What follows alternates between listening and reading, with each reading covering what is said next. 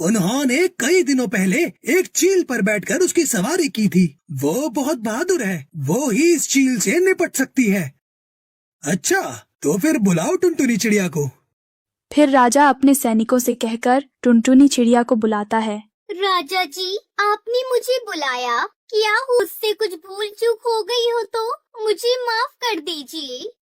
अरे नहीं नहीं टुनटुनी चिड़िया, बल्कि हम सबको तो आपकी मदद चाहिए। मदद? कैसी अब तो जानती ही है टुनटुनी चिड़िया, वो दूसरे जंगल का चील हमारे पक्षियों को बहुत नुकसान पहुंचा रहा है और हमें पता है कि आप कितनी बहादुर हो।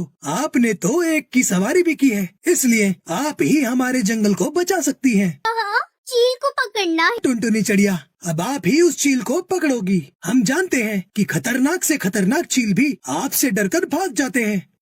ये सुनकर टुनटुनी चिड़िया की सिट्टी बिट्टी गुल हो जाती है। मैंने कैसे बताऊं कि वो मुझसे नहीं बल्कि मुझसे डर के भाग रही थी। अगर मैंने सब कुछ सच सच बता दिया तो ये सब मुझ पर थू थू करेंगे।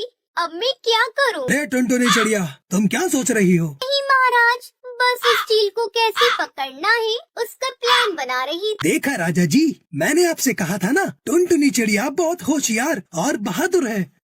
ठीक है, अगर आपको हमारे सिपाहियों की जरूरत है तो आप ले जा सकती हैं। जरूरत? अरे, अब मैं इस चील को कैसे पकड़ूं? ये मैं कहाँ फंस गई? आइडिया। फिर टुनटुनी चिड़िया बाजार से एक जाल और कहीं से एक बिल्ली लेकर आ जाती है और एक गड्ढा खोदकर उसमें जाल बिछाकर उस बिल्ली को रस्सी से बांधकर एक पेड़ के ऊपर बैठ जाती है। तभी वहाँ पर वो चील आता है। अरे